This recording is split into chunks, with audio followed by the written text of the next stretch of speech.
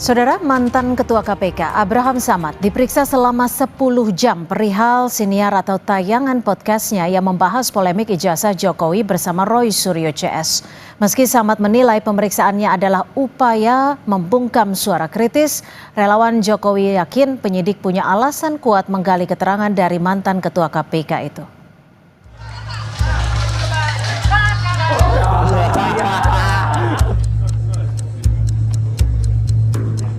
Usai namanya ramai dibincangkan karena disebut-sebut menjadi satu dari 12 orang terlapor kasus ijazah Jokowi, mantan Ketua KPK Abraham Samad Rabu pagi memenuhi panggilan penyidik Subdit Keamanan Negara Polda Metro Jaya. Samad menilai pertanyaan dari penyidik selama hampir 10 jam itu keluar dari substansi surat pemanggilan untuk menggali peristiwa tanggal 22 Januari.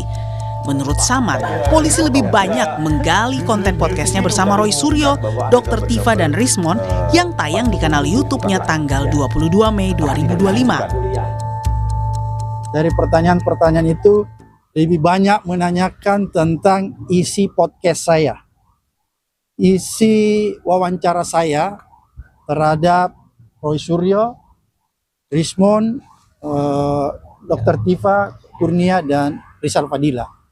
Ada upaya untuk membungkam kebebasan berpendapat, kebebasan berekspresi, dan sikap kritis dari masyarakat sipil, dan sekaligus mempersempit ruang demokrasi. Ini yang paling berbahaya.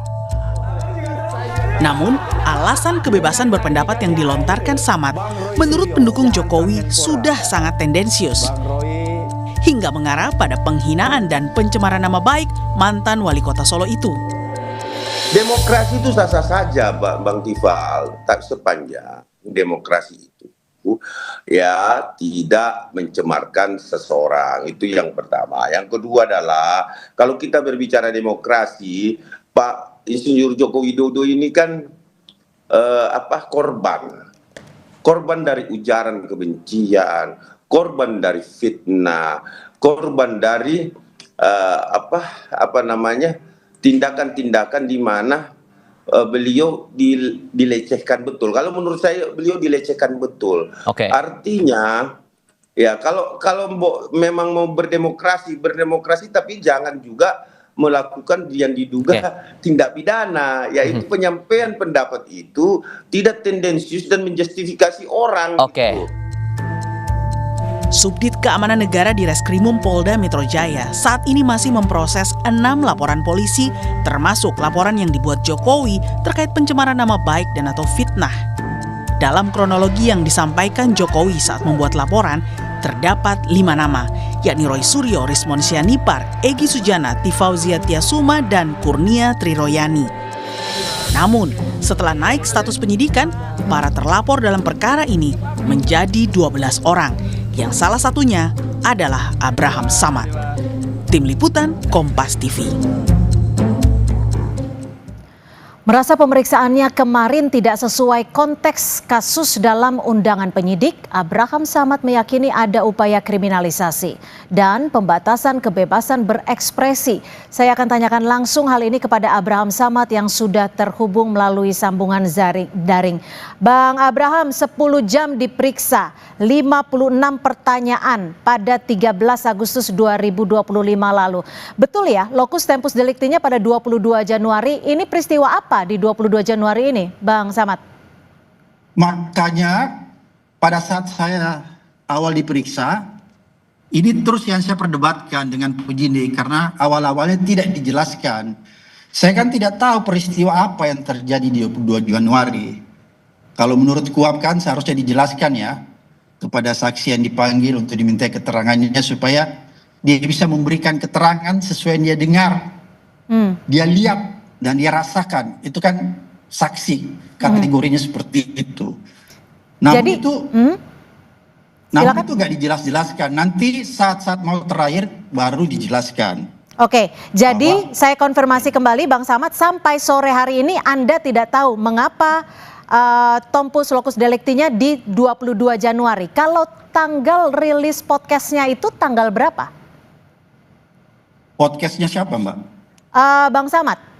Yang bersama Kalau saya narasumber Roy Suryo, Dr. Tifa Ya, Rismon. kalau saya tuh mulai bulan kalau nggak salah ya antara Maret, April atau Mei. Jadi jauh sekali. Halo. Ya, ya, silakan. Kalau saya itu bulan April, Mei gitu ya, yang mulai wawancara mereka semua itu ya.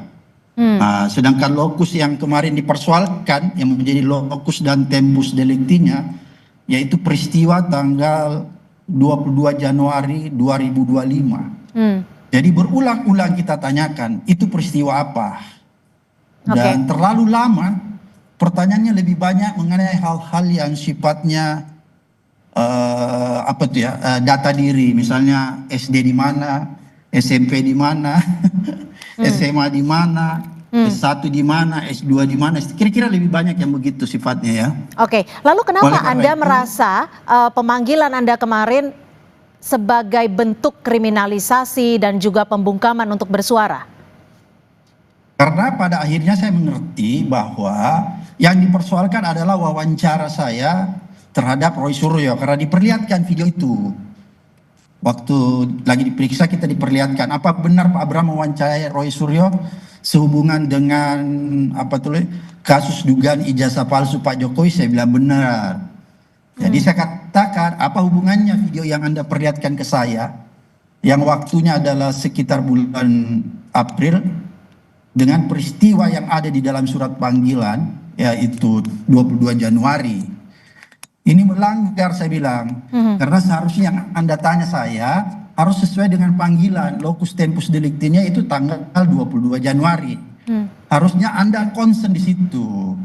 Oleh sebab itu, perdebatannya lebih banyak ke situ, sehingga pemeriksaannya ya itu tadi agak lama. Sebenarnya sih bisa cepat kemarin, tapi perdebatannya di situ kan, sehingga berlarut-larut.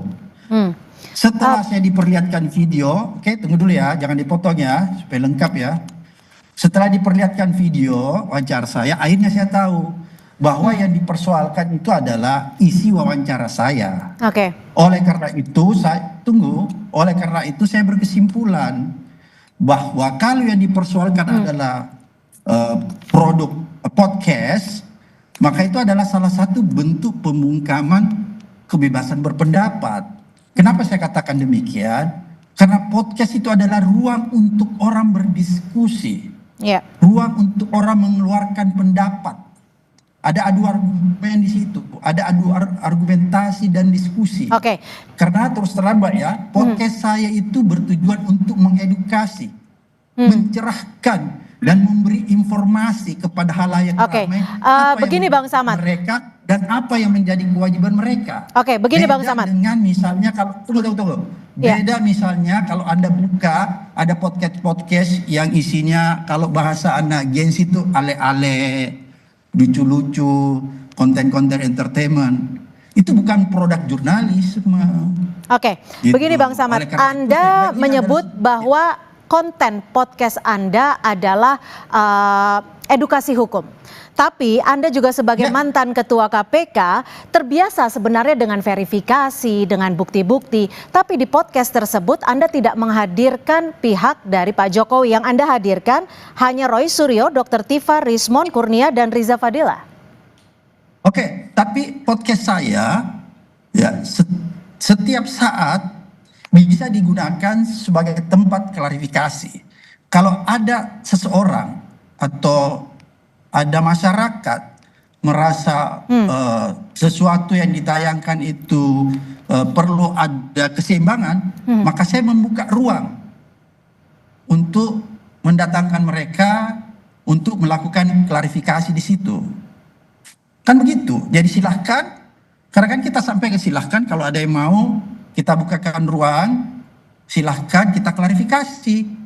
Lewat podcast itu kita undang mereka menjelaskan. Tapi ini kan nggak ada, kan gitu. Bang Samad, seperti itu.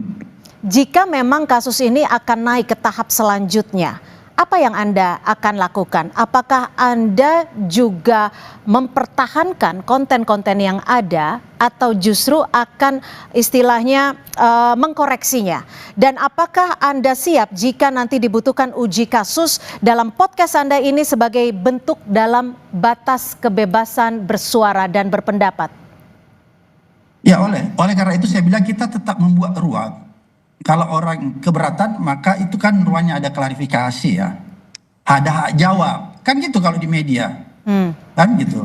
Jadi hak jawab itu kita bisa berikan. Dia tempat dan waktu untuk menyampaikan di podcast itu. Kan begitu, sederhana kan. Kalau misalnya ada media, ada narasumber merasa keberatan.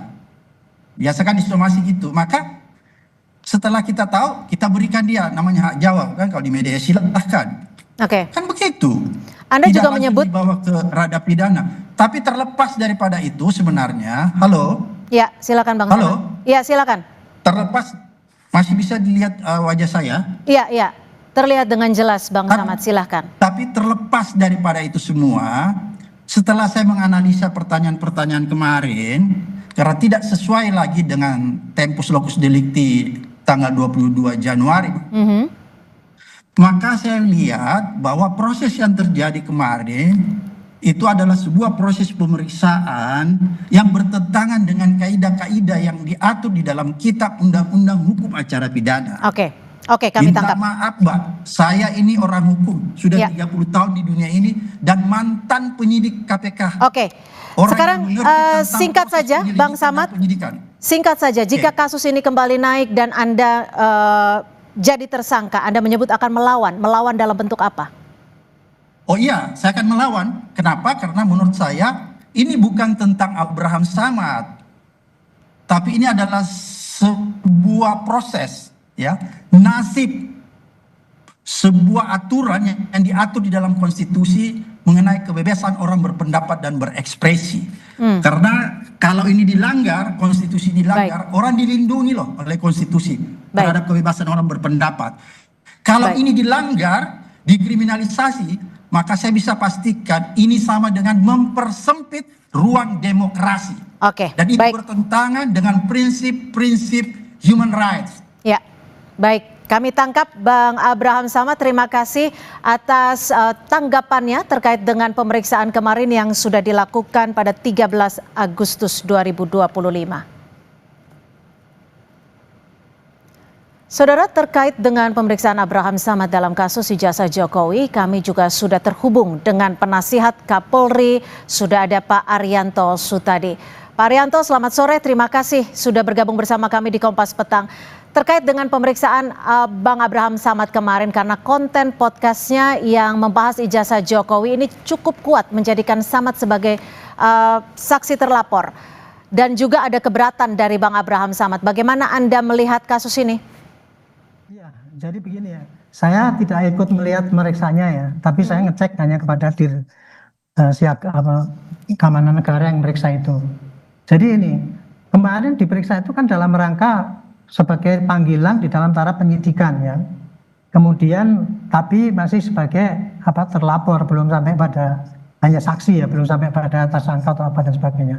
Nah, penyidik di dalam tahap klarifikasi ini sebetulnya dia pasti akan menanyakan dari bahan-bahan yang sudah dilaporkan oleh pelapor kepada penyidik. Dalam hal ini yang melaporkan bukan laporannya Pak Jokowi yang terkait dengan Pak Abraham Samad ini. Kan di sana kan ada 6 laporan itu yang dari Pak Jokowi, dan kemudian ada lagi dari pendukungnya Peradi Bersatu atau dan sebagainya itu, yang ada laporan tersendiri. Isinya itu kalau yang dari Pak Jokowi itu isinya adalah pengaduan sebagai penghinaan ya, pencemaran nama.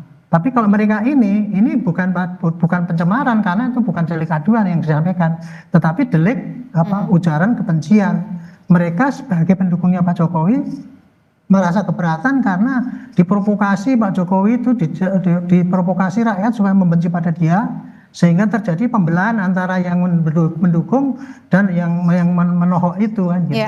Itulah makanya mereka melaporkan bukan sebagai pengadu, tapi sebagai pelapor biasa. Makanya Polda Metro itu menanggapinya. Kebetulan ini menanggapinya digabung sama-sama ini antara laporannya Pak Jokowi dengan yang itu, yang namanya Tapi itu Pak Arianto, satu, ya. terkait dengan pemanggilan dan juga pemeriksaan terhadap Abraham Samad ini ada unsur mens rea-nya, ada unsur niat jahatnya, menurut Ya, Anda? jadi gini, ini kan sekarang lagi dipanggil sebagai saksi, ya. Ya dipanggil sebagai saksi itu, tapi di sana pasti Pak penyidik sekarang sudah mengantongi keterangan-keterangan dari yang melapor. Yang melapor pasti menuduh bahwa ini ada sengaja Pak Abraham begini. Ya kira-kira tuduhannya ikut menyebarkan lah, karena bukan dia kalau yang menyebarkan itu kan Roy dan kawan-kawan itu kan. Tapi Pak Abraham Samad ini memfasilitasi dengan podcastnya itu sehingga ikut menyebarkan. Kira-kira itu deliknya yang dikenakan. Tapi kalau kita bicara, ya silakan. Ya, kemudian dari data-data yang ada ini, maka penyidik akan manggil Pak Abraham Samad. Apa benar ini podcast ini milik Anda? Makanya tadi kan ditanya podcast itu apa, lama dan sebagainya. Penyidik itu memang kayak gitu caranya. Dia akan menggali selengkap-lengkapnya itu, Bu. Gitu. Nah tadi sebenarnya Pak Abraham Samad, misalkan dia keberatan dengan pertanyaan, dia tinggal jawab ini aja, tahu apa enggak. Kalau enggak tahu, jawab ya tidak tahu. Itu mestinya. Gitu. Oke. Tapi tujuan daripada penyidik itu adalah melengkapi daripada keterangan yang sudah disampaikan pada pelapor. Nah, nanti dari keterangan ini, Pak Arianto, tapi begini, kalau kita bicara soal podcast, sekarang kan juga memang podcast ini menjadi sarana ruang publik untuk melakukan diskusi terbuka. Dan itu tentunya dijamin oleh undang-undang. Apakah ada batas, ada parameter atau guidelines mana yang diskusi, mana pula yang pencemaran nama baik? Di dalam KUHP, Bu, yang dijadikan dasar oleh penyidik untuk mencari apakah ini unsur pidana apa tidak, dia hanya mengacu pada bunyinya undang-undang, Bu. Bunyinya undang-undang itu apabila seseorang menebarkan kebencian pakai IT dan sebagainya itu nggak peduli itu di podcast atau itu di mana di televisi atau apalagi lah mekanisme yang pakai digital itu hanya yang dilihat hanya tindak pidananya itu, tidak terlihat pada apakah ini podcast atau bukan, sehingga ini ranah pidana atau boleh apa tidak itu. Nah itu untuk menentukan itu kan sekarang masih debatable itu. Oleh karena itu penyidik pasti akan tanya saksi ahli yang di bidang IT, apakah kalau Pak Abraham Samad itu ngomong di situ di dalam podcast itu kemudian ini apakah ini termasuk di dalam undang-undang yang didalilkan di dalam undang-undang ITE tentang ujaran kebencian itu apa tidak. Termasuk juga menimbulkan perpecahan, itu nanti pasti ditanyakan pada saksi ahli dengan data-data yang ada dari rekaman jejak digital. Itu. Jadi apa yang direkam oleh Pak Abraham Samad itu pasti akan ditayangkan, saksi ahli yang akan menilai ini masuk unsur pidana apa tidak gitu. Nah, nanti kalau saksi ahli mengatakan masuk, ya pasti dia akan dilanjutkan dengan menjadi penetapan tersangka atau apa. Tapi kalau tidak, pasti ya dia akan digugurkan hanya sebagai saksi. Kira-kira gitu alur daripada penyidikan itu. Baik, terima kasih Pak Arianto Sutadi, penasehat ahli Kapolri, sudah berbagi perspektif di Kompas Petang. Selamat sore.